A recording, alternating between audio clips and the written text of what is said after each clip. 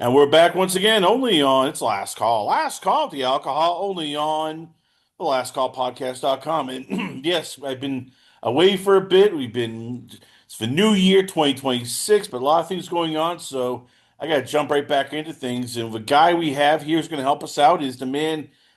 He is busy 24/7 now. He's almost now 365 days, not just Tailgate Talk SEC. He's now a Home Squad Sports group, and he is talking transfer portal, college football, and he is basking in the pick of Miami over Ole Miss. That's right. I give you once again college football insider galore. I give you Will Thomas. So, Will, let's start off here. Ole Miss, uh, Miami, is this one of the best playoff games probably in the last, 5, 10 years? When you consider the drama, the back and forth, was this something that you can go, yes, this is what college football is all about? Yeah, 100%. And I mean, especially like just outside of how the game went itself, you know, both quarterbacks transferred in. And like with this new era, like I mean, obviously, you know the stat. We're all for the quarterbacks in the semifinals here were transfers, but just like that idea of where these guys like they're in an era now, they're in a situation where they can go to where the best spot is for them and still be able to thrive. Right? It's not like a situation where guys are transferring and it's like a constant nightmare of like the grass is never greener. This is a disaster. Like you're seeing a lot of these guys who either transferred in or it was like the first year, and like these guys are realizing their dreams and their potentials immediately. And to your point about this game being incredible, I mean, yeah, the back and forth, it really was the best game since the game Ole Miss played the week before against Georgia. Like this, this team is just they were so fun to watch, and Miami just got the better of them. Really thanks to that defense. And Carson Beck, he led a good drive at the end there, but that Miami defensive front just has been playing so well. And just having a game like that where it was, you had some blowouts in the playoff. It wasn't always the closest. I mean, you saw what Indiana did the next night, but then you just got that taste back of like what the college football postseason is supposed to be, which is two of the best teams in the country who are even just about all everywhere. Really, just who gets the ball last, who gets to the last punch, and it was really fun to watch. There was a point where you could argue like each team sort of had momentum. Like first quarter, Miami shut everything down. Okay, that's it. And then second quarter, it's Ole Miss. They're coming back. It's Keywan Lacey, a 73-yard just dash up the middle, injures himself during the play. Then Miami comes back. They answer. Ole Miss ties it up. Then it's Miami again. I mean, even the last part, like when Ole Miss is driving down the field with literally almost 30, 18 seconds left. At what point are you still going, holy crap, I could pull this off? Trinidad Chambliss might have another miracle, pulled out of his rear end, like, because they were at the 30-yard line. This wasn't like one was Hail Mary, you chuck it up, oh, it has no chance. This was like, holy crap, there's actually a chance. Yeah, I mean, it was impossible to ever count Ole Miss out because you knew how explosive they were. You knew the caliber of playmaker that they have. And I'll just use this right now to have a gripe. We've got to legalize calling PI on Hail Marys. Like, I understand that you don't want to do it. And I'm not saying that the flag decided the game, but that was blatant pass interference. Like that, when you look it up, that was PI on that Hail Mary. And I understand from the ref's point of view, like, I don't want to be the guy to throw a flag in the end zone on the last play of the game. But the rules can't go away just because there are 0 seconds left. It should be the other way, where you need to make sure that the play is being called correctly when it is literally the season for both these teams. But, credit to Miami regardless.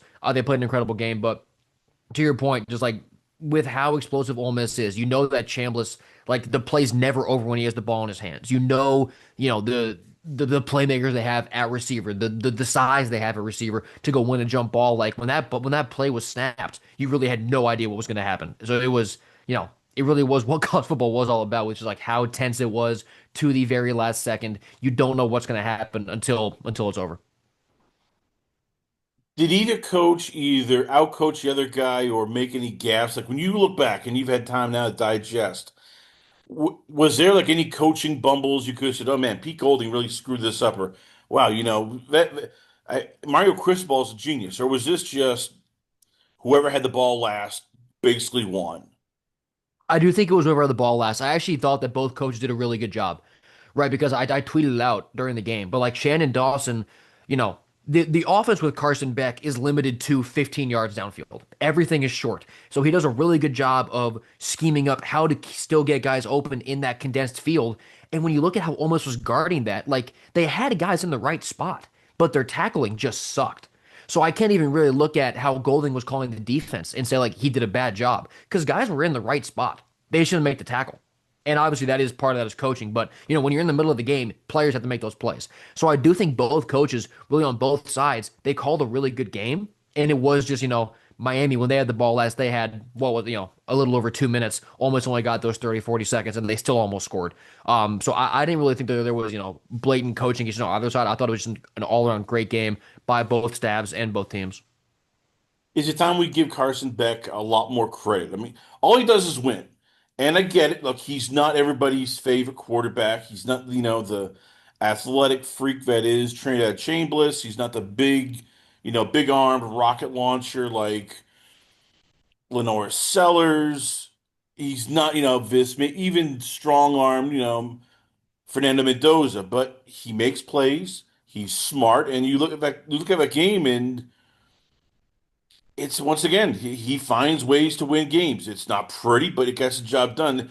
I mean, is this the game where if you were a Carson Beck fan, you go, he won that game for Miami. He was the reason that Miami won that game. He does a very good job of doing his job. He gets the credit for that from me all the time. My only gripe with him is that his job is watching Malachi Tony and Mark Fletcher do it for him. Right? Like obviously, look, he's making the right decisions, and that is incredibly important. Right? Like, I mean, I give him all the credit in the world for constantly playing smart. He really doesn't ever seem that rattled. Right? He seems like he's always consistent. But I look at like there was a play. I think it was either the second or third quarter, but like it's a 3rd and 7. Miami's driving, and he's like dumps it off to Malachi Tony behind the line of scrimmage, but and then Tony breaks like 3 tackles for the first down. Like that goes down as a 10-yard first down completion for Carson Beck. Malachi Tony made that entire play. So Carson Beck gets credit for doing the right things and not making the mistakes. But like I have a hard time thinking that there aren't, tons of other quarterbacks who could be thrown into this Miami offense and do exactly what Beck is doing, if not do it better. So you get credit for leading your team to the championship. You do, because you have to be smart, you have to execute well, you have to be disciplined, you have to be experienced to get that done. But I haven't seen Carson Beck do anything since his arm injury, before last year, and be like, wow, that was impressive. Like, I think that the arm injury he had just really has hurt his arm strength, which obviously is not his fault. But I just think at this point he is what he is, which is going to be it has to be a quick hitting system. He has to be surrounded by these explosive playmakers, and then the offense will work. How much did the game change for Ole Miss when Keywan Lacey got hurt, and all of a sudden you realize, yeah, he was done. After that, after the hamstring, I mean, he only rushed for 11 times, so you knew it was like, okay, he injured, when he injured the hamstring on that 73-yard run, that was it. I mean, how much did that have to change Ole Miss and make them almost one-dimensional?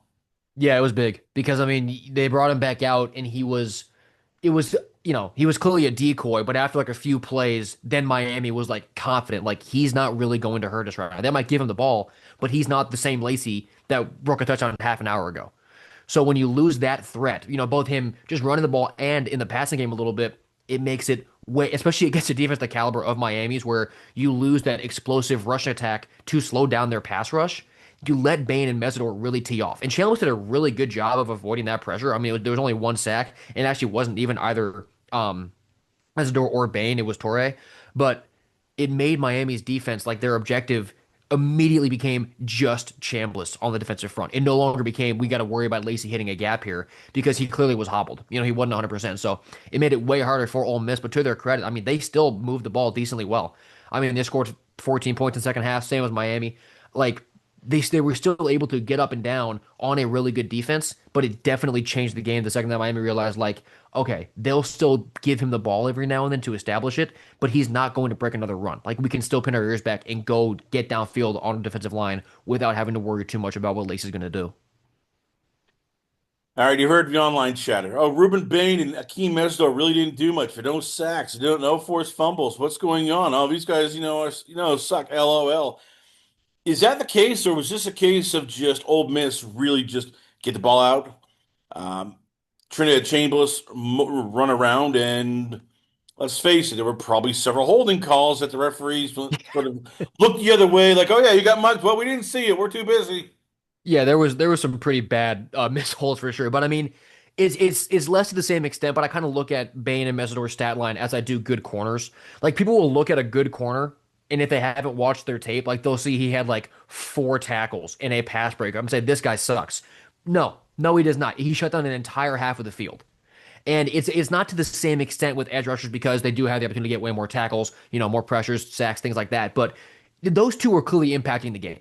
Like you saw Bain launch off the edge multiple times. And to your point, like he was in a headlock several times and it wasn't called. And Ole Miss's game plan, it was very clear. Like we're going to be quick with the ball out of Chambliss's hands. We trust him to be able to move around a good bit to just avoid those sacks if we don't get there. So it was way less Miami's pass rushers not playing a good game. It was just Ole Miss, their game plan countering what those guys wanted to do, and also, not getting called for holds every now and then. You and I talked earlier in the week, leading up to that game. It's like, all right, if Miami wins, they're going to run the ball, and they ran the ball. Mark Fletcher had 22 carries for 133 yards. You had the backup running back, Shamar Brown. He had 54 yards on 14 carries and a touchdown. Was there anything Ole Miss could have done to stop them, or was this some of the thing all year we talked about where Ole Miss is just really undersized on the front seven? They don't have any big playmakers, and it finally caught up to them. Yeah, I think Ole Miss's run defense, especially, but really just as a whole, like their defense is good, not great. And if you're going to stop this Miami rushing attack that Cristobal has tailor-made to just be a bunch of elephants running down the field at you, you have to be great. And Ole Miss just wasn't there. So it didn't really surprise me at all that Miami just was able to lean on them all game and just sort of, wear them down, keep running the ball for like 4.5, 5 yards per carry. Because that's just how this team is designed. It's how they're built to win. And against a team like Ole Miss, who didn't have a great run defense, it was just fine. I mean, they were always going to be able to just kind of wear them down, run the ball, control time of possession, and just be able to move the ball with Fletcher and Shamar Brown. When did the game turn from your aspect? Was it the Lacey injury? Was it Miami just turning up a notch, in the fourth quarter when Ole Miss's defense is just dog tired? Like for you, when did the game change where you're going, "Yep, this is inevitable. Miami's going to win"? I don't even know if I ever had that feeling, to be honest with you. I mean, it was closest to me when Keelan Merriam got like they busted that coverage and Miami scored to go up by a touchdown late in the first half. But I mean, almost responded to that really well. It was always close. I don't even know if I really had a moment where I knew what was going to happen. Because like we talked about, even when Miami was up by 4 with 12 seconds left, it was still like Ole Miss is right there. Like they might go win this game in the last second. So there wasn't really a game turning moment for me. Even though, you could easily point at Beck running that ball and with whatever it was, like less than a minute left, about a minute left. But still, like it was always up in the air. There was never really much confidence for me that the game was going to go one way or the other. Like it was just such a great back and forth game that was just incredible to watch. Here's some things I think you and I can come across agree on. This was in a lot of ways, even though the stats were good but not great. This is the Malachi Tony game where if you were watching college football, you looked at him and went, "Man, he's gonna be special on Sundays." I mean, you looked at some of the catches he made, some of the plays he did, and your jaw drops. With like normal people are not that athletic. Normal people can't make plays like that and break three or four tackles. Catch balls one-handed. I know we talk about Smith and Williams from Ohio State and Alabama. Is Tony as good as him? I mean, after you watch this game, can you go say, "Hey, Malachi Tony, if he had a better quarterback, would be, probably a top five pick in the NFL draft." Yeah, his potential is unbelievable. And what makes it so crazy is that my little brother, who's currently back at home in Connecticut, like in math class in high school right now, he's the same age as Malachi Tony. I know, Like that's he's doing incredible. this. Yeah, he's doing this. He's a freshman. He shouldn't even be a freshman yet, and he has over 1,000 yards, just about 100 catches. Like what this guy is doing is absolutely absurd. It's even crazier to look back and be like, he wasn't even that high of a recruit. If I'm remembering right, I think he was only a 3-star. I can fact check that right now. But like what he's doing.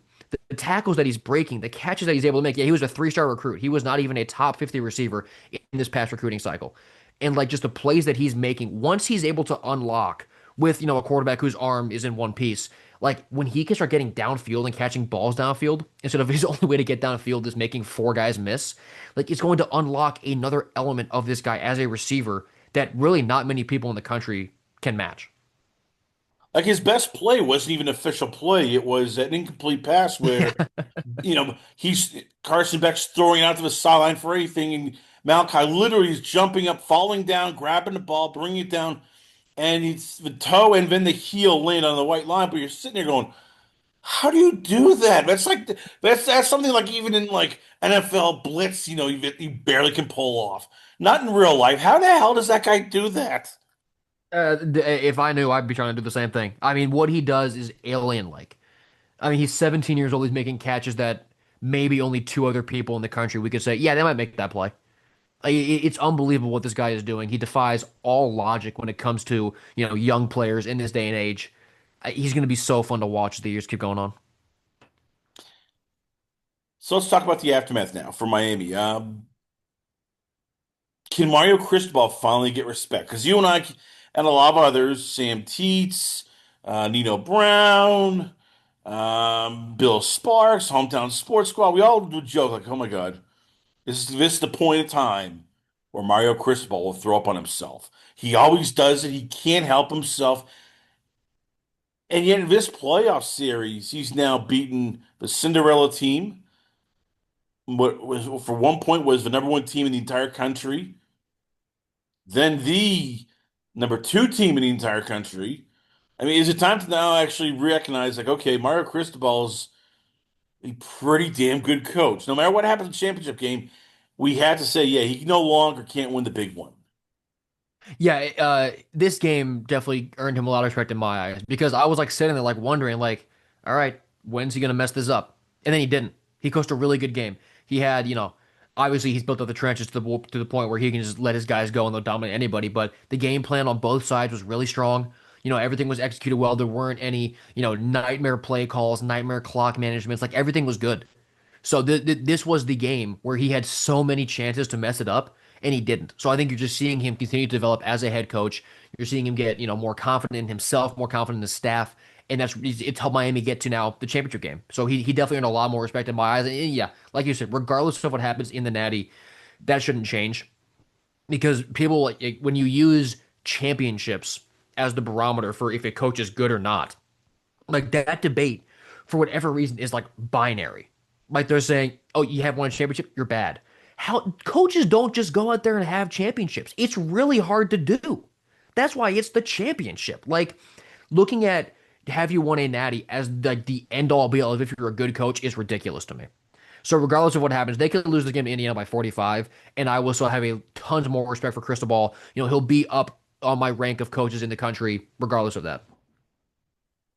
I give him credit for the first play of the game for Miami, where Ahmad Martin tried to go.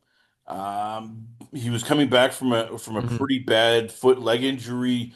Uh, you saw him try to gut through, and after the first play, it's like, yeah, no, I can't do it. My leg's not responding. Now, hopefully, he'll be back in time for championship game. But you've played football. I mean, how tough is it, for a coach when this guy who is going to be one of your studs on defense, he goes out early, and everybody's going, "Oh crap, here we go again." Like for Mario, how big was that route keeping the team together after, your first play, you're losing one of your stud defensive linemen. Yeah, it can be hard because even if you knew that maybe he wasn't going to be 100%, like he wouldn't have been out there if they thought he was going to fold in on himself. You'd have just one or two drives, nonetheless, the first and second play. So what it does is it throws an immediate wrinkle into your game plan because you've been counting on having this guy in the middle of your defensive line to stop one of the best backs in the country in Keywan Lacey, and you lose him after the second snap.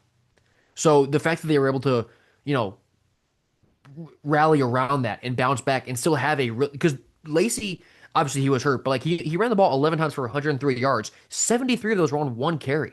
They really shut him down consistently. Like he was not getting gaps. He was not getting 4 yards a carry at all. They stopped him really well. So it's just a testament to the depth that he's built in the trenches that Cristobal has, the confidence that he's instilled in those secondary and tertiary players that like they can step in and still do this. Like it's the culture, it's just the raw talent that they have.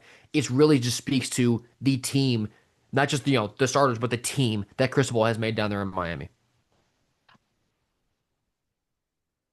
So where does Ole Miss go? First question they're going to try to figure out is, does Trinidad Chambers file a lawsuit and win that lawsuit against the NCAA? Because according to, in his mind, hey, I got injured. I should have a medical red shirt. I deserve that for basically having sitting on a year in Division Two.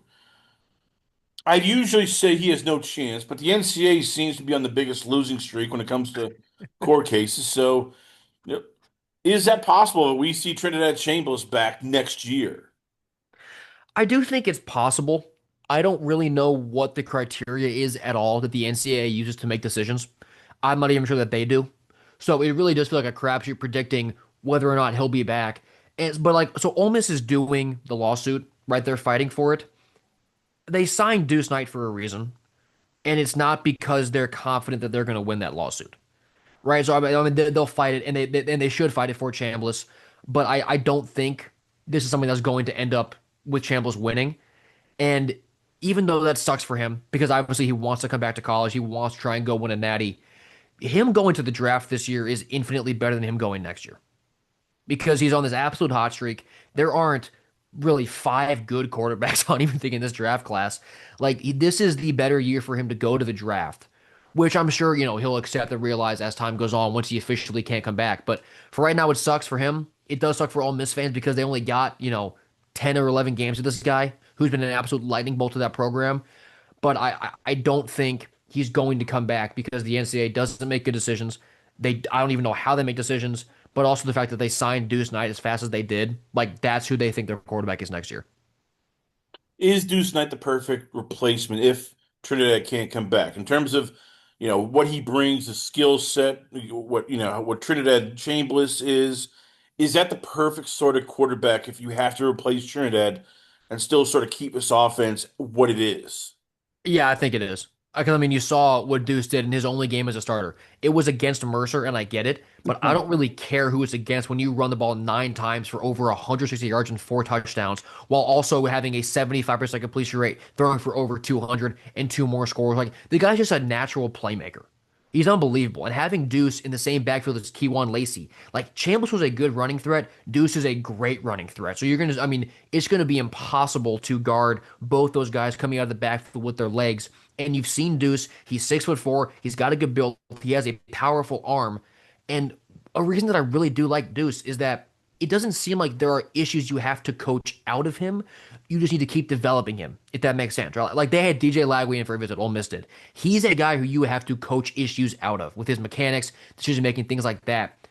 Deuce isn't a guy who has issues that you need to fix. You can just keep improving him, which there is a difference there in my mind. So I think Deuce is perfect because of the dynamic threat that he poses with him and Lacey in the same backfield, but also just what you've been able to see him do with his arm. And physically, he has all the gifts he needs to be an elite quarterback at any level. How much is the offense going to change? Because there is new offense coordinator. That's right. It's going to be Charlie Weiss Jr. is off to LSU. No, he's not coming back, folks. Instead, it's John David Baker, who came from East Carolina.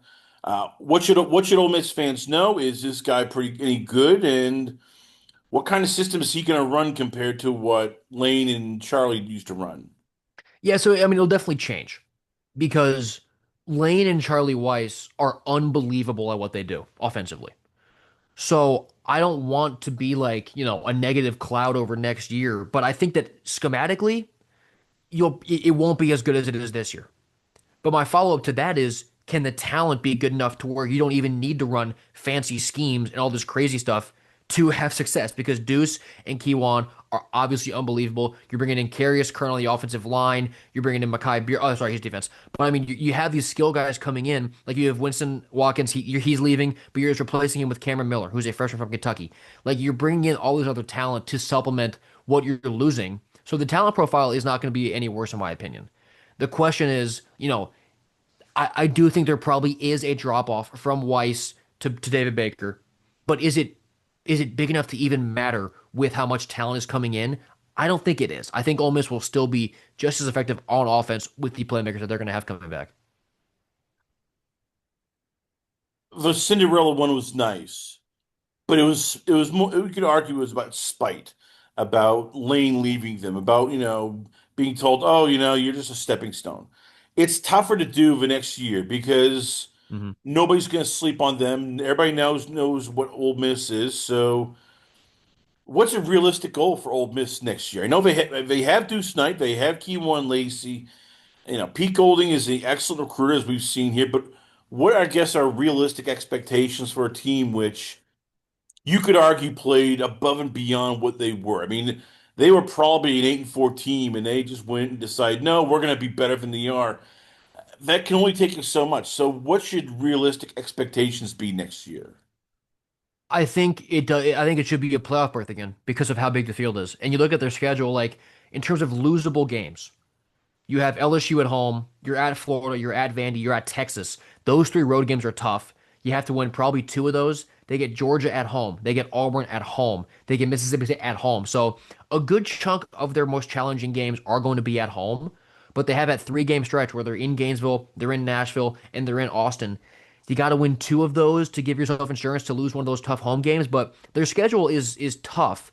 It's not hard enough to where I think 8-4 should be something that fans look at and be like, okay, if we go 8-4 with the schedule, that makes sense because their talent profile is going to be there. You have enough home games against the good teams to where a playoff berth should be what Ole Miss is gunning for with how much talent that they have. With Golding still in charge, who has been around for this run, obviously, so he'll have that experience. You're going to have returning experience with the playoffs, some of the players. So, you know, 10-2 should probably be the expectation. 9-3 wouldn't shock me. But I think the expectation does have to be go to the playoff again next year and try and make another run. If they go 8-4, is that a disappointment vote? I mean, considering you have an unknown really at quarterback, you're replacing a lot of your top players, you're replacing a lot of your coaching staff on the offensive side. I mean, look, I'm not disparaging them, but you as you ran off, oh yeah, they're playing Georgia, they're playing Texas, they're playing Florida, they're playing LSU. I mean, those four teams alone, you look and go, yeah, they can easily lose all four of those games. I Hmm. mean, Florida is not led by a guy who's going to be on the Twitter board going, yeah, no, my plays are really good. They have now a psychopath in John Sumrall. LSU no longer has a guy who everybody hates. It's Lane Kiffin, who knows that team like the back of his hand. We'll get to his recruiting. Georgia is still Georgia, and Texas, as we're going to talk about them, they're Hmm. loading for bears. So again, if they go 8-4, is that a bad thing for Ole Miss considering? This is the SEC and they're Ole Miss still. Yeah, so it'll be viewed as a disappointment by Ole Miss fans because of what I mean, your new head coach is a guy who was in the building. You brought in all this talent, but to your point, it is totally like you're losing your quarterback. You have a guy who's only made one start coming in. You're losing your play caller. You're losing one of the top head coaches in the sport. Like 8-4 next year will be viewed as I compare it to Tennessee this year. Like they went 8-4, and that was kind of disappointing for their fans. But preseason, you look at what they had in their schedule. 8-4 made total sense. It was a letdown for the Vols fans because they went to the playoff last year, and then you kind of reloaded with some talents. But looking at their roster, their makeup, like it made sense. I had them going 8-4, and for Ole Miss, I think it'll be the same thing where you have all this hope. You think you reload. You're coming off a playoff berth, but then you just kind of have to look at who you're playing. And sure, it's doable, but to your point, those 4 games are all losable. So 8-4, it will be viewed as a disappointment by Ole Miss fans, and it would be ammo for other SEC fans to be like, yeah, you're still Ole Miss, get back to where you belong. But it wouldn't be that shocking given the turnover that they've had and the teams they have to play. All right, let's talk about this because we got to get it out. I know you had told me, hey, you and I are both wrong in different ways. You basically said, hey, yeah, Oregon, they're the better talented team. They have more five-star recruits. Talent usually wins. That's what's going to happen. And I said, no, I'm picking Indiana. It's going to be a close game, but Indiana's going to figure it out. We had no idea what we were talking about. I don't think anybody had any idea. I mean, I watched that game, and even Oregon fans, a few that were there, were like, "Oh my God, this is a horror show." 35-7 at halftime, and even then, even there, with everything going well, you look at Kurt Signing on the sideline. He still looks So miserable. pissed Like, off. why? Why are we winning by more? How the hell did you guys give up 7 points? Why are we? Why is this in the 60s? Like, This was an ass whooping. This was Indiana taking Oregon out back, beating them with a tire iron, pulling their pants down, tar and feathering them, sitting back out, and going, "Yeah, yeah, we're taking your girl with you. You go walk, a mile home here." How did this happen? Yeah, so I mean, what this game showed me is that Indiana is, I mean, this coaching staff and team, they might be the best that we've ever seen when it comes to game prepping, scouting, and execution. And there was the stuff on Twitter talking about like how people think that what Indiana is doing is so miraculous that they have to be cheating. What this coaching staff has done with this team in 2 years, getting them now to where they're 8.5 point favorites in the championship, is the most impressive thing that we've ever seen. So why can we say that and then in the same breath not just, be confident in saying that this is just the best coaching staff we've ever seen at scouting and game planning and prepping and executing? Because I mean, jumping Dante Moore for pictures on the first play is incredible. They knew what was coming, not because they were cheating, but because they dissected everything that they had on tape of Oregon and they prepared their players to jump that route. They prepared Pons to know exactly what was coming. Like this defense is so smart and they communicate so well, and the coaches have prepped them so well to where it doesn't matter that their players are smaller and slower because they're always in the right spot ahead of time. So the athletic profile doesn't even matter because they know what's going to happen. Like the coaching job is just so unbelievable that the talent gap is like totally erased. I'm glad you brought that up because I keep wondering, do we just get it wrong though? Like we keep saying, well, they only have three-star recruits. They only have enough four-star recruits. And Oregon has five stars and blah, blah, blah. We talked about with Miami. Malachi Tony is probably the third best wide receiver in the college football. And he was a Mhm. three-star. So how much of that we go back to high school and recruiting classes and go, yeah, we have no idea what we're doing. We're just guessing and just, throwing darts against a wall because again, Fernando Mendoza is a three-star recruit. He's going to be the number one pick overall. So how much should we just look and go, yeah, recruiting, classes are just, it is just like we're throwing darts against a wall and hoping they stick. I don't think we should because, I mean, the Indiana's here, Tony's there. 95% of the time, they're right, the recruiting rankings.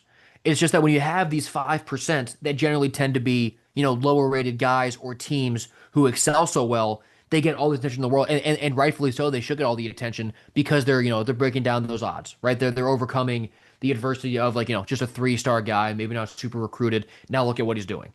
But, that's the anomaly. The anomaly isn't when recruiting rankings get a 5-star guy right, or when they accurately say, yeah, this guy's a 3-star linebacker, he'll be just fine, and then he is. Like 90+% of the time, the recruiting rankings are accurate. But you do get these anomalies, which is this. I mean, this is also part of what makes college football so awesome, is that you get these anomalies. You get these guys who are overlooked, but they get in the right system and they get the right guy leading them, and they can be the best team in the country. That's why college football is the greatest sport on the planet. Short of calling in like Penei Sewell and maybe Justin Herbert and every other Oregon Duck that's in the NFL, is there anything Dan Lanning could have done differently? Or is it that game where it's like a horror show?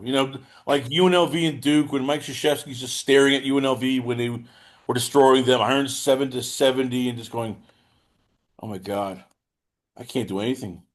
We are screwed. This is just what the hell just happened? You're blinking twice to let the fans know, yes, the hostage is okay. He's still in shock, but he's okay. Yeah, there are some times where you just have to accept the fact that you're strapped down to the train tracks and that it's coming. And that just seemed to be what this game was. Like I think very highly of Dan Lanning, and I think very highly of a lot of those Oregon players. They were just outmatched in this game. And there was nothing they could do. Because even after that, after the pick six, when Oregon responded with that touchdown drive, I thought, like, first off, that was an incredible drive. And like we might get a game here. And then the train didn't stop. It just sped up. And it felt inevitable once Indiana went up 21-7 at that point. Like these guys just aren't going to stop. They're going to keep scoring. They're never going to let up. And I don't think it's an indictment on Lanning or Oregon. I think it's just to the credit of Indiana for how good that team is. And that they really just do look unstoppable right now. You mentioned earlier, in your tweets, like they gotta let up. I mean, they gotta take Fernando Mendoza out of the game. They didn't. They're Yeah. gonna just, not throw passes all the time. No, they still did that here. So. I don't want to say that there might have been some personal animosity, but it just felt like Indiana really wanted to send a message like, yes, we're piling on. Yeah, we know it's 35 to 7.5. No, we're still keeping this up. We're just gonna add another, oh, let's see here. 21 points, 56-22. Is there something I'm missing here, or did this was did Kurt Signetti really just want to like send a message to everybody to like, yes, I really gonna embarrass you, and there's nothing you can do about it. Yeah, I mean that's just kind of how he coaches. Like you saw with the Illinois game earlier too. Like he just runs it up, and I like that. I like the idea of not letting up. It's their job to stop you. You got to go do what you do what you can do. I didn't like it to the extent of running Mendoza with 3 minutes left. Like there's a middle ground there for me where sure you can keep scoring, you can keep playing. Why is Mendoza getting hit by a linebacker right now though? Like there's a middle ground for me where I'm just put his brother in and keep running the same plays. Like I like the idea, I really do, of keep playing, don't let up. It's their job to stop you. I don't understand why Mendoza was getting hit late in that game. But it is kind of what's that he does. Like he wants to constantly send that message. He wants to prove that he is the most dominant coach in the sport, and he does that by constantly scoring and being wired like a psychopath to where it's never good enough. We need to score again. We need to stop them right now. If they score again, it's a failure. And that mentality is why Indiana's 15-0 and on their way seemingly to a national championship here. Because of that mentality, because of that never give up, all gas, no brakes. We're going to dominate everybody mentality. Should Oregon have pulled Dante Moore from that game? Because again, you look at the stat sheet. Oh, 24 for 39, 25 yards, two touchdowns, one interception. He looked awful. I mean, there were times where it's like, does he even know how to hold on to the football? Does he even know how to handle a snap? I mean, they were, he was getting crushed. I mean, there were you look at that stat sheet, and if somebody said, "Oh yeah, he played great," and they didn't watch the game, how badly did he play? Where you're like, no, this guy looked like he didn't even know how to play football sometimes in this game. Yeah, it was a bad day for him. It was really a bad day for him. And I mean, that first pick six, like I said, I'm kind of in the middle of did Dante Moore play bad or did he just look bad against this defense? If that makes sense. Like, I really think that Indiana just jumped him. And the broadcast pointed it out. I think it was the first fumble when Oregon was like on their own five, and he was cocking back to throw the ball and hit the running back on the shoulder. Like that, it was the running back's fault because they were down. I think they were top two backs. They had like DBs on the 2D playing running back. So like some of it wasn't even necessarily his fault, but just the pressure that Indiana puts on a quarterback and how they jump you and just how they never let up. It got him. It got Dante Moore, and pulling him outside of like the last drive, then you're dangerously close to you're why are you waving the white flag in a playoff game. I I don't think it should be held against Dante Moore too much. Like obviously you have to hold him accountable for playing bad in a playoff game, but like it shouldn't be to the point where like why were we ever high on this guy? He shouldn't be a draft prospect. It should be like he wasn't ready for the best defense that he's played. And that's a credit to Indiana, but also you got to look at Dante and be like, dude, you've got to be better next time. Because if you're going to be talked about as a top two quarterback in this draft class, or next year maybe the top quarterback in the draft class, you've got to go ahead and prove it. I know everybody says the 2019 LSU team is the greatest team ever, probably in terms of talent. Is it? Can we argue though that this might be the best team in terms of coaching, players, and just discipline? I mean, they haven't lost a fumble all year. In fact, the one time they fumbled in this game, you had the center Pat Coogan running down along the quarterback. As Mendoza's running for a 21-yard game, he fumbles, and guess who picks it up? Oh, it's the center. Like, is this the? I hate using the P word, but is this a perfect team almost in terms of mixture of talent, discipline, intelligence, and coaching? They are definitely the most disciplined and well executed team maybe I've ever seen. 2019 LSU beats them by 13 points. And I don't want to say that as a critique against the Indiana team because they're great, but there are levels to that debate. I think LSU gets the nod, but Indiana is definitely the better coached team. They are the better team at scouting and better team at game planning. and they deserve all the credit in the world for that. And that's why, like, I don't really love the debate with them versus LSU because with my answer being LSU, it feels like I'm taking credit away from Indiana, and I don't want to do that. I want to just be able to look at what Indiana is doing in this season, which is when they're doing this, and just be able to give them credit, for how well they are playing, the teams they're beating, the way that they're beating them. Because in my mind, comparing them against that LSU team, it's just like kind of doing them a disservice that they don't deserve because they're not playing that year, right? They're playing this year against these teams. So this is really just getting the credit for what they're doing this year as opposed to being compared against what I think is the greatest team of all time in 2019 LSU. I bring that up because I look at some of these guys like Elijah Surratt. It seems never gets the credit that we Hmm. talk about. He's not flashy. He's not going to make these the Malachi Tony catches, but he is as tough as a $2 steak. He knows exactly where to turn, how to catch it, how to the deep the back throws overhand. Like you can't basically every time they threw the ball to him, he caught it. I mean, at some point we had to just look at Elijah Surratt and go, I get it. You're not, flashy dashy, but if I need a tough catch, if I need, that 15 yard on 3rd and 14, he will make that catch just because he is a great wide receiver in terms of just the skill level and being able to make catches. Yeah, it really is amazing how every single player is so elite at what they do and they don't want to do anything different. Right? Like Surratt, like you said, is that contested catch guy. That's what he's best at. That's his job. Right? Then you have other guys who are the deep threats. You have guys who are, the underneath threats. Everybody just does what they need to do. It's like the least selfish team, I've really ever seen, and that's part of what makes him so good. So Surratt, he should get the credit in the world for what he does, and maybe it's to his disservice that he doesn't get options to, run a bunch of deep posts, get downfield all the time, make those electric catches, but he knows what it takes to win a championship with this team this year, and that is, catch back shoulder passes every time they're thrown his way. It speaks to the coaching and culture of this team that everybody has their niche, and they're just so dialed in to being the best in the sport at their niche, and therefore dominating every team who doesn't have that same culture. Fernando Mendoza, 17 for 20, 177 yards, 5 touchdowns, 6 carries for 28 yards. It doesn't sound, this isn't going to be one, as we said, there's probably like Josh Hoover's coming in, has thrown for more yards and a half sometimes than Hoover threw that entire game. And yet I watched that game and I came across saying, hey, Fernando Mendoza is probably one of the best quarterbacks in the last 15 years in college I've ever seen. He makes every throw, he knows where it's going, he is deadly accurate. You can't rattle this kid. Is it safe to say that, if anybody had questions about him being the Heisman, this was the game where he put his stamp on and went, nope, I am the best player in the country.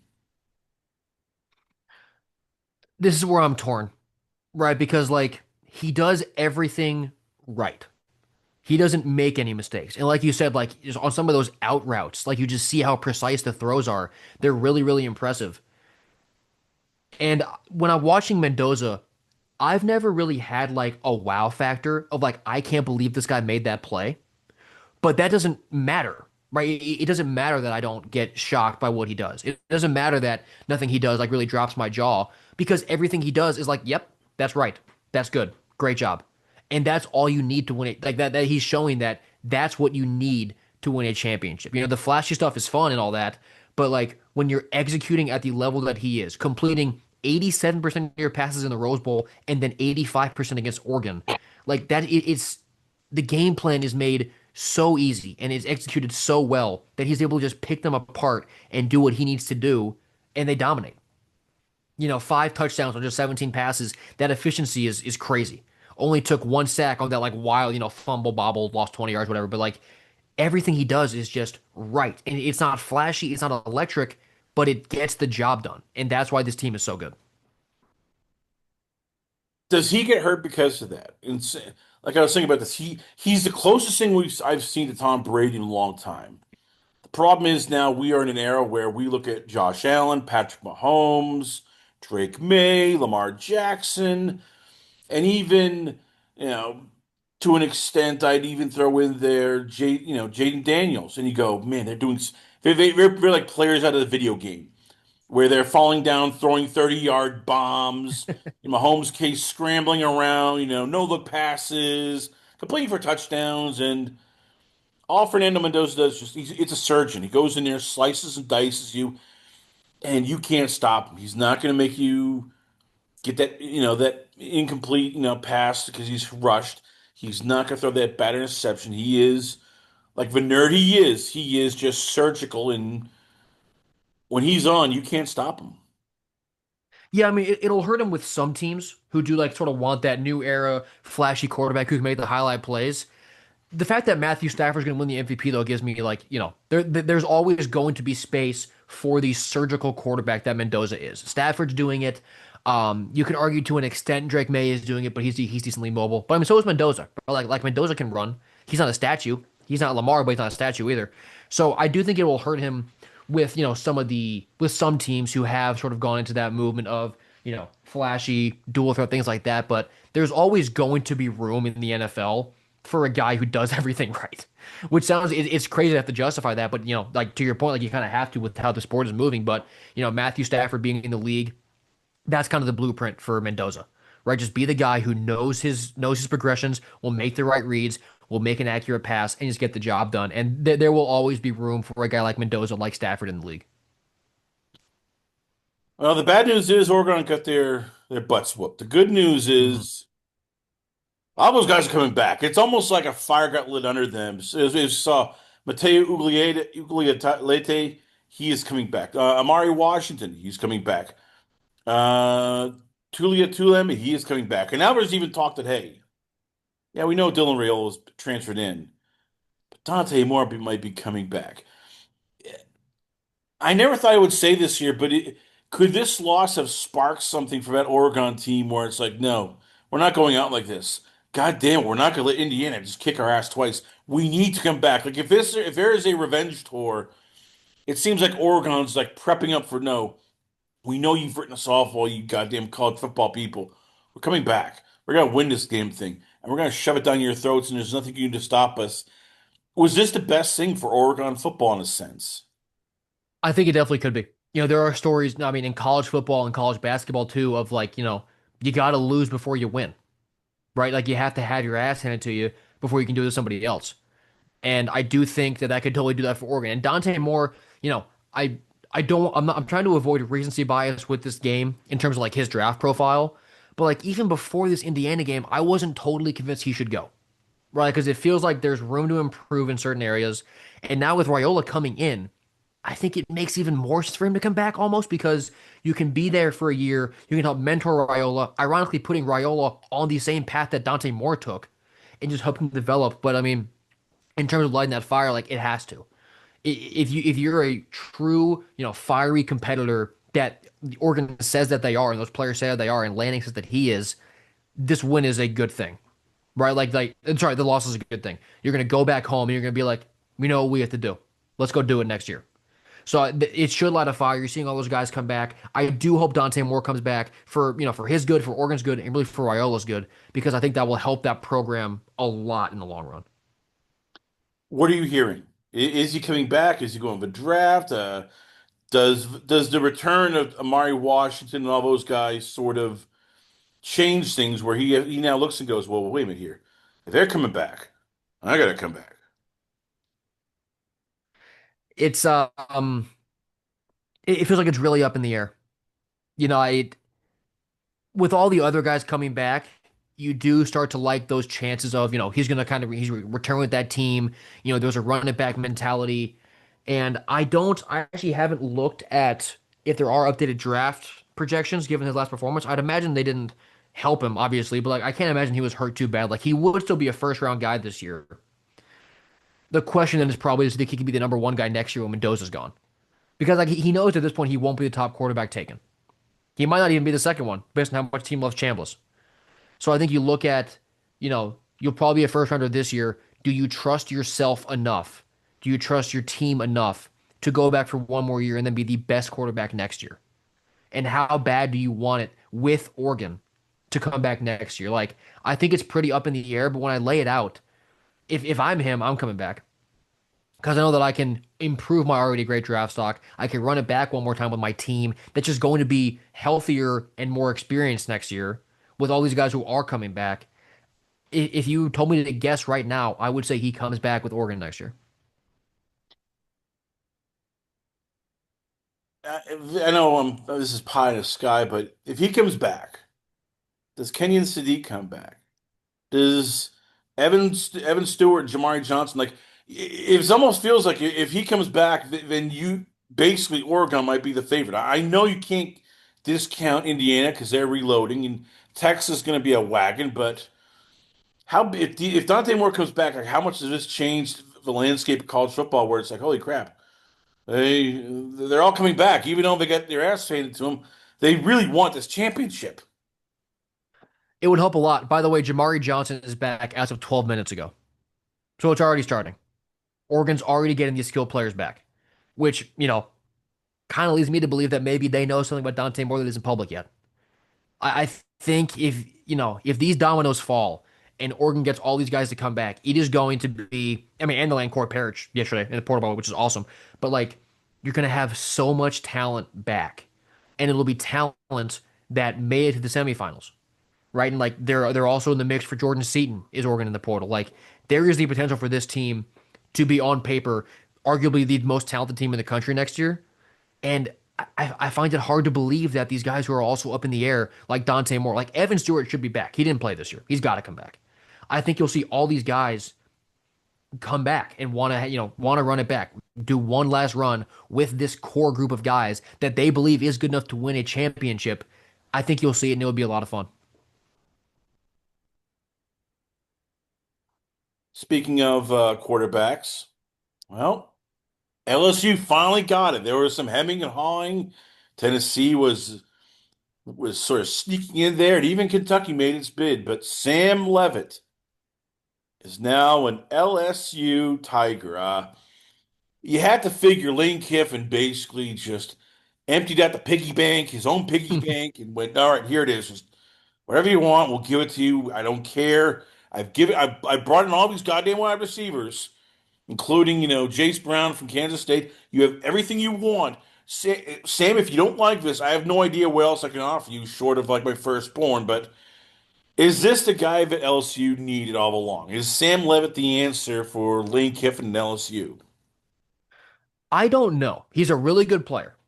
And I think he probably wasn't worth all the money he's going to get in the portal, but he was worth a good bit. And he is a guy that I think teams can relatively trust to be their quarterback for next year. I look at the 3 games that Levitt has played against SEC teams. The first one was against Mississippi State 2 years ago. He was 10 of 20 passing, so 50%, no touchdowns, no picks. Then against Texas in the playoff, he was 24 of 46, so 52% passing, no touchdowns, a pick. And then this year against Mississippi State again, he was 10 of 22, so sub 50%, only 82 yards passing, one touchdown, two picks. He's put up good numbers in the Big 12, but then you put him against the SEC, and most notably Mississippi State twice, who is famously not the best defense in the SEC. It has not been good. So I mean, the Big 12, it's a better conference overall than it was 5 years ago. Like those defenses are developing more than they have been in the past. But the level of the Big 12 competition is not the same as the SEC, which I think we kind of all knew eye test. But then you look at what Levitt's done against the SEC schools, it's just not good. So it's going to be a massive jump in competition for him coming into LSU. But the good news is that you've got Lane Kiffin coaching you as your head coach, and you have Charlie Weiss calling the plays. So I trust that the scheme is going to be good. I trust those guys with quarterbacks. Right? 'Cause, I mean, they took a D2 guy in Chambliss this year and made him, borderline a Heisman candidate. But Levis got a lot of proving to do that he can do this against top competition consistently. Because even against the bottom of the SEC, it hasn't even just been not great; it's been bad. So what's the holdup then with him? I mean, because I mean, again, there's been games where I've seen him like TC back-to-back TCU and Texas Tech where he led Arizona State to back-to-back wins. TCU 27-39, two touchdowns, 291 yards, ran for a bunch of yards. Texas Tech, only game they lost in Big 12, Hmm. 20 to 47, uh, one touchdown. Again, ran for yards. Like there's the talent is there. We see it. Is it mental? Is it, tech? Is it is technique? Like when you look at Sam Levitt, what is it that you're sitting there and going, I don't, just there's something that is just missing. Even though when he pops, man, he can pop. Yeah, so I mean, like we all know he has the talent, and he knows he has the talent too. So my question there is he then pressing too hard in these big moments? Is he like trying to force the issue, sort of play hero ball, knowing that inside of him he has what it takes to play a good game, but then is he pressing too hard? Is he going against the game plan? Is he not doing the right things that then cause bad numbers, and in some cases losses? And my biggest question going into LSU right now is how long is he going to be out for? Because he had that foot injury and he had surgery, and it is going to impact his availability in spring practices with the Tigers this year. Does it go further than that? Because with DJ Lagway this past season, he played good his freshman year. He has all the talent in the world. He was not healthy and he couldn't practice and he sucked. So with Sam Levitt, does he come in? Is he beat up? Does he not practice a lot? And does that impact how well he can play early on the same way it did with Lagway? I'm worried about his foot. I am, and he's got to be able to get healthy fast. He needs to be able to do more than just mental reps. He has to be doing best on best before the season starts, because LSU opens with Clemson, and it's at home. And this isn't 2016 Clemson, but that's going to be a good team. And then week 3, they're in Oxford. And Ole Miss is going to give LSU everything that they've got in that game for a lot of reasons. So he doesn't really have time to get healthy and figure it out. I'm a little worried about the timeline of his foot because if he isn't getting good practice reps, late in the spring and early on in the fall, I'm pretty worried for how he might look early on in the year with, you know, 3 losable games in the first 4 with Clemson, at Ole Miss, and Texas A&M. Was there a better option? Was there like a plan B where LSU could have went, okay, well, let's try to get Brendan Sorsby, or hey, let's get DJ Lagway. Hey, let's get Deuce Knight. I mean, even Josh Hoover's probably not on the radar, but I mean, was there Mhm. anybody else that Lane Kiffin could have gone to, like even Dylan Raiola, or was this the best that they could have, realistically have gotten? I mean, so Sorsby seemed like he was their first guy, right? Because he took a visit to LSU, but then on his visit to Texas Tech, he didn't leave. He just stayed there and signed. Um, the name that I think now will be at Tennessee, but that LSU should have maybe looked at was Ty Simpson. Because you get a guy who has SEC experience. You have him. He's not going to be a Bama next year. I think he is going to pull from the draft and at this point go to Tennessee because the Vols just missed out on Leavitt. They missed out on Bo Pribula, and Joey Aguilar is probably not getting a waiver to come back.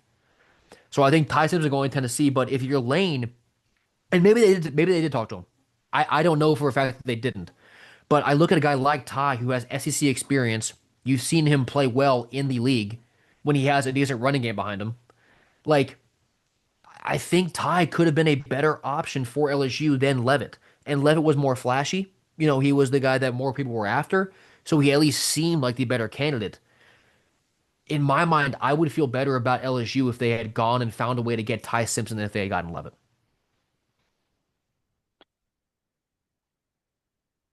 Well, the internet nearly broke for a bit because that's right, Dylan Raiola is an Oregon Duck. I was told by everybody in the draft professors, no, it's not happening. Dan Lanning is not going to put up with the shenanigans of Dylan Raiola. Baby Mahomes does not fly well in Oregon.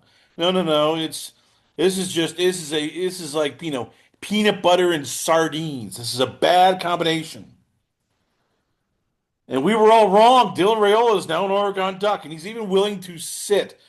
How did this happen, and how big is it that even the man who basically looks and idolizes Patrick Mahomes is now being a responsible adult?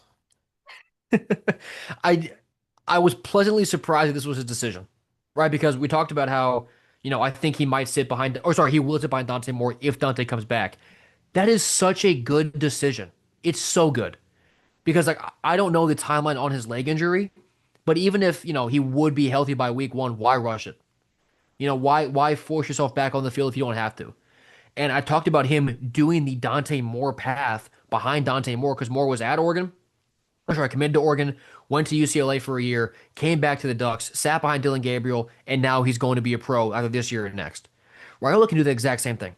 He can sit behind Dante Moore, who will be an NFL first round pick, learn from him, keep getting healthy, keep developing, and then come out in 2027 with what will be an Oregon team that's going to have weapons. They're always going to have great skill players and really show out.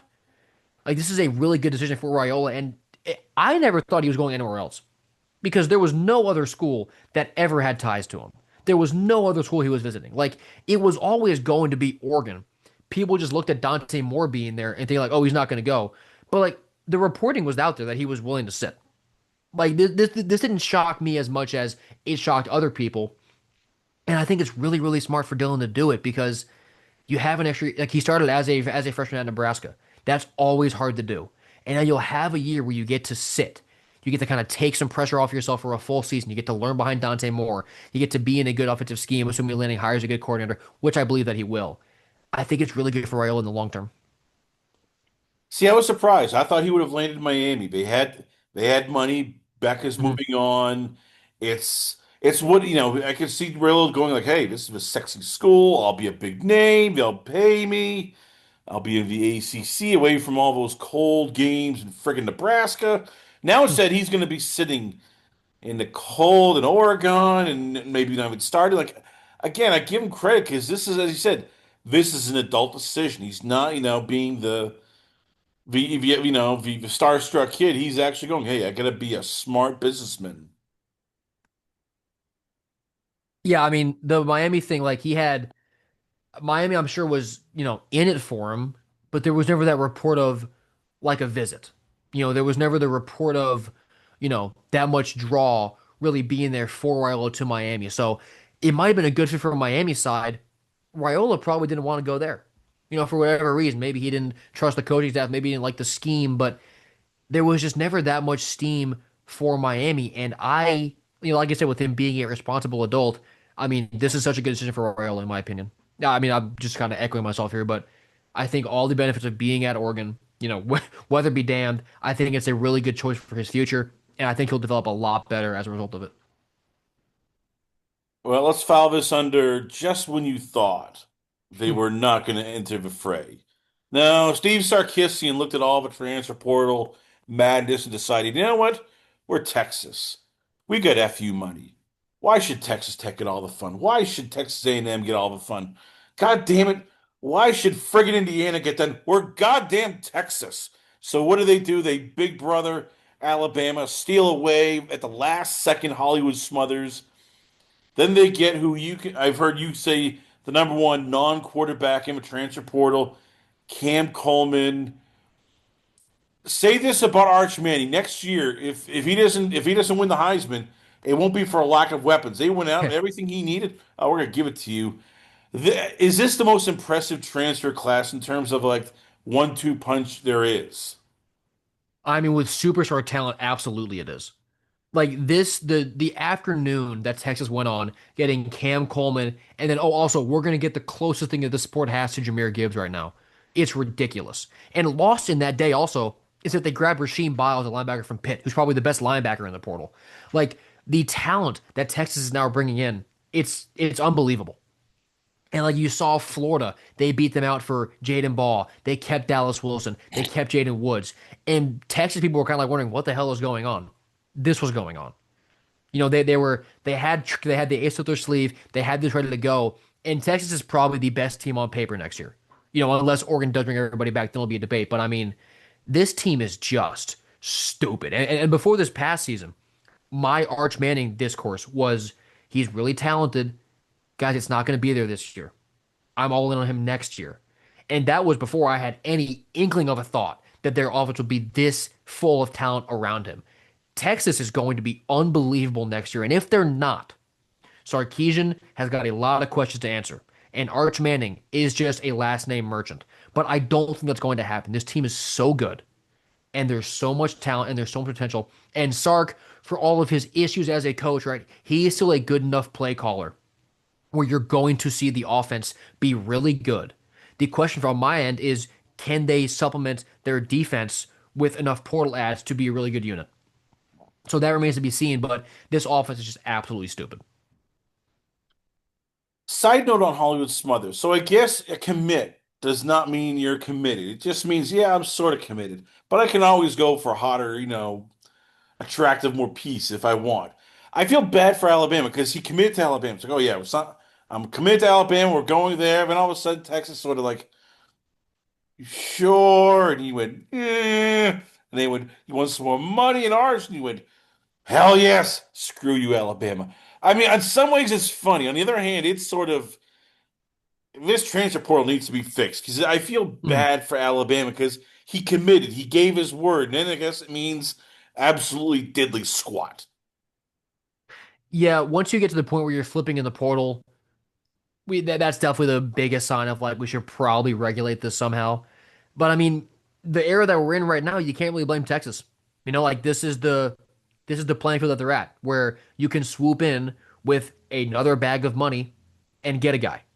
And they did that with Smothers, they did it with Coleman, they did it with Biles. Like they were willing to pay for this team. They were willing to pay for all those players. So you can't really blame Texas. You got to blame the system. And the system, does it suck? Yeah. But Texas is taking advantage of it, and they're putting together just a ridiculous, ridiculous squad of players. Oh, I don't blame anybody. I don't blame Yeah. Texas. If anything, just when you thought Kalen DeBoer was the biggest, heel in all of Alabama, no, that's gonna be Hollywood Smothers. When Texas goes to Alabama, if they play him, Hollywood, you better have like a bulletproof vest because there will be stuff thrown at you. Alabama fans will keep this. They will remember this and go, God damn it, son of a bitch. You broke our heart. You turned on us. This puts the Hulk Hogan heel turn for the NWO like in a 5. This was a 10. You broke Alabama's heart. Yeah, we're in an era now where, at least out of high school, right, these players don't want to burn bridges. Because if a school is your second option coming out of high school, you might want to transfer there if you don't get playing time with your first school. But it seems like in the portal, all holds are off. Like I don't care about my relationship with you. This guy offered me $100,000 more. I'm going. So like the bridges are definitely being burned. And like you also see it too, like with guys transferring to rivals. Like Parker Livingstone, he's leaving Texas and he just crossed sidelines of the Cotton Bowl. He's going to play for Oklahoma now. Like this portal, for all the problems it does rightfully cause, it gives us some pretty fun storylines in the season with guys, playing against their former teams, now on new rivals. So it does give us those storylines that are kind of fun to watch, but for the greater good of the sport, it definitely does need to be reeled in a little bit with some degree of control. How good is Cam Coleman? I mean, the numbers don't splash superstar, but everybody I talked to who knows scouting said, hey, Cam Coleman's a first round pick if he comes out. Yep. But he's not. He's going to Texas. So if Jonathan Smith, we think, is going to be a top 5 pick maybe next year if he comes out, if Ryan Williams is a top 10 pick, where does Cam Coleman fit now that he actually has a quarterback not named Jackson Arnold who can get him the ball? Yeah, Coleman being stuck with Peyton Thorne and Jackson Arnold is the biggest disservice to a football player I think I've ever seen. This guy is a freak. I mean, the plays he made against Oklahoma and the plays he made against Bama before that late fumble, like he does things that don't make sense. I have him decently ahead of Ryan Williams in my ranking. Him and Jeremiah Smith, I think, are really, really close to each other. I think when you see Coleman in this Texas offense, lined up next to Ryan Wingo with Arch Manning throwing him the ball, this is going to be horrifying for everybody else. Like this year, that Coleman's going to have coming up, it wouldn't shock me if you see him jump Jeremiah Smith in the draft projections just because of how much he's going to really be able to do in a actual good offense that can throw a forward pass. Like to your point, the stats aren't there. I don't blame him at all. I blame Hugh Freeze playing bad quarterbacks, not being able to create a decent offense at Auburn. Coleman's going to go nuts next year. He's got to be 1,000-yard guy next year. He's got to be a 12 touchdown guy. I put down a good bit of money that he's 1,000 yards and 12 scores next year, and he definitely jumps Ryan Williams on the draft boards, and he pushes Jeremiah Smith for that top receiver spot. in more news of the rich get richer. Notre Dame decided, no, no, no, we're not. I know everybody's having some fun, but hey, we're gonna have some fun also. They steal DJ McKinney out of Colorado. I had him as maybe my top five, fifth cornerback if he came out this year. There were a lot of people who had him as number one cornerback going into this year for the draft. Instead, he leaves Colorado, joins Notre Dame. I know it's not a sexy move, but for a Notre Dame team that, at times couldn't make that big stop, how big is it they get a lockdown corner who, when he's on, is probably as good as anybody in this class? Yeah, it's big time. And they also brought in Jaden Sanders from Michigan, also at corner, and they brought in Keon Keeley from Bama, who was a former five-star edge rusher. Like Notre Dame is bolstering their defense in the portal, and it's looking really really good. And on offense, they bring in Quincy Porter, also five-star receiver from Ohio State, because they have more of those still. But like Notre Dame is doing a really good job on the portal. They've only accepted four guys, and I think they're all immediate impacts. With one of the bigger ones being McKinney, like you said. Like Notre Dame is doing a great job right now of plugging the holes that they had this past season that were part of the reasons why they started 0-2 and eventually missed the playoff. And this team should be really hungry. Right, I mean they're losing some of that big production. Like they're losing love, obviously, from this team that feels like they got burned out of the playoff spot. But they'll be hungry. Freeman will want it. This team will want it. He's going to instill that culture of we got screwed. Let's go prove him wrong. And they're adding the pieces that give them plenty of ability to do that. Here's the one caveat though I worry about if you Notre Dame. Mike Tomlin stepped down today.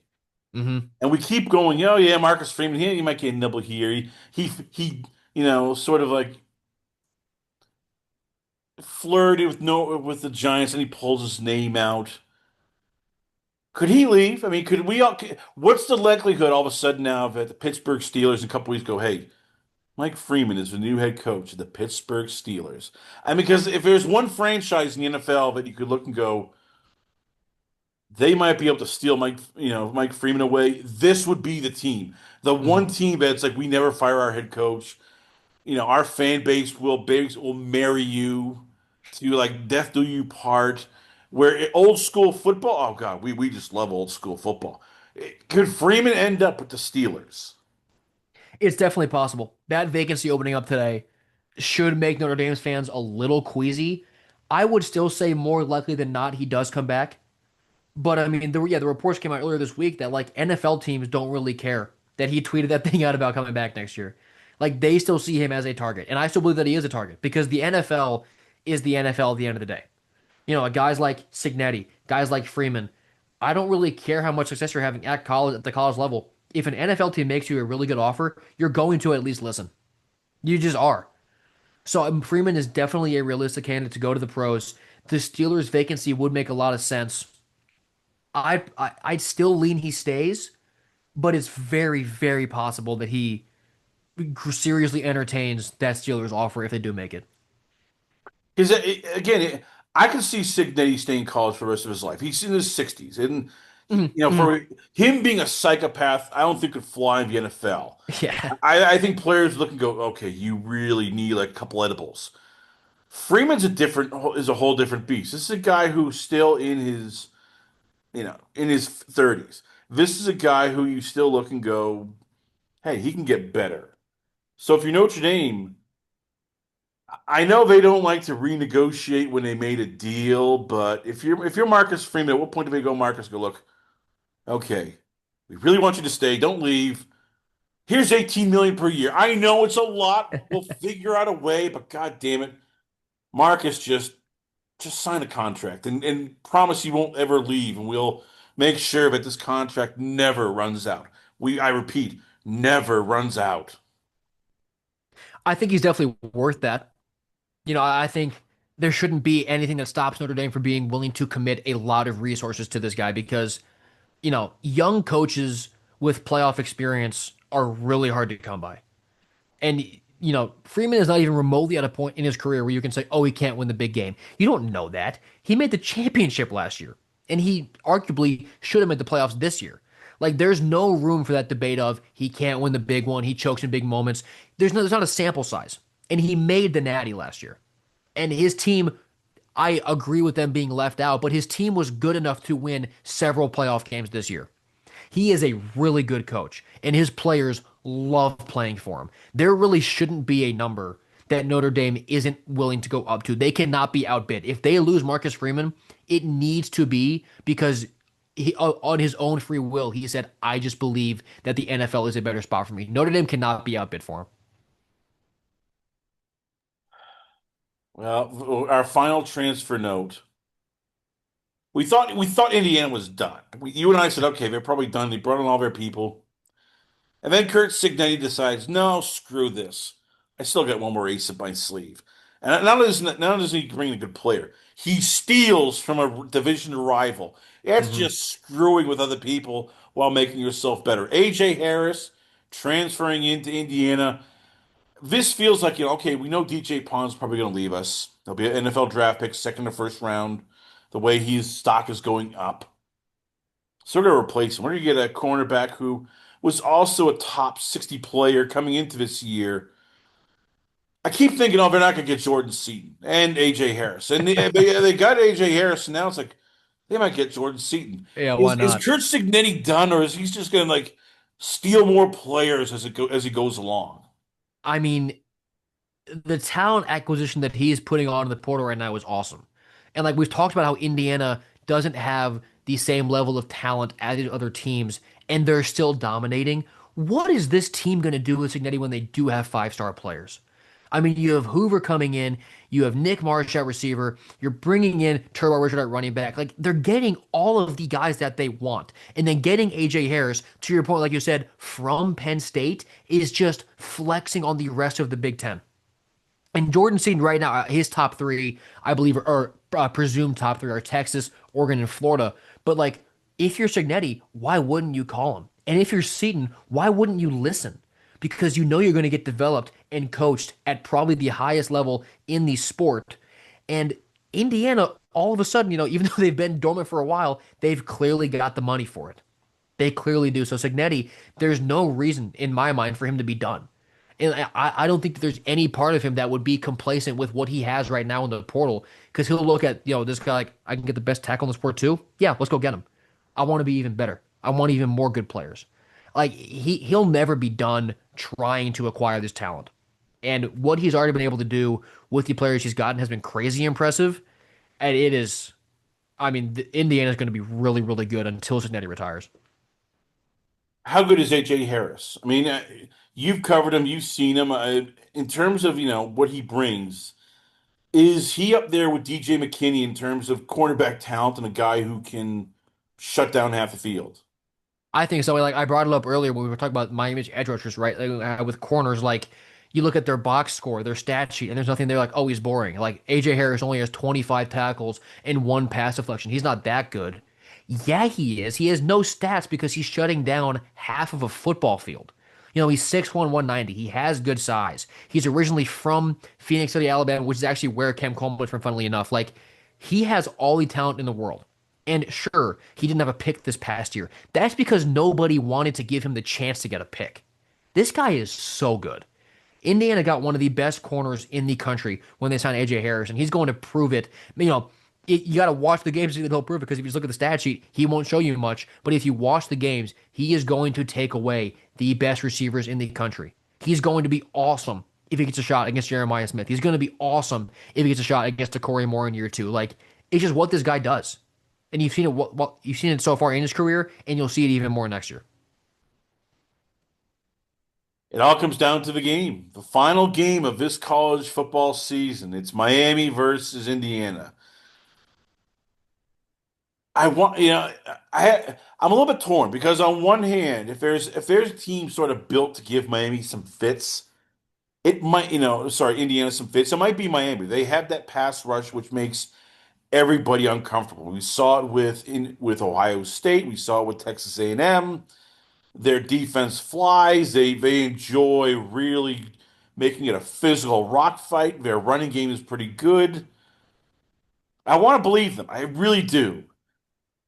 But again, if how do you bet against Indiana when they've seen everything and just when you think, okay, this is going to stub their toe, this is going to stop them, this will slow them down.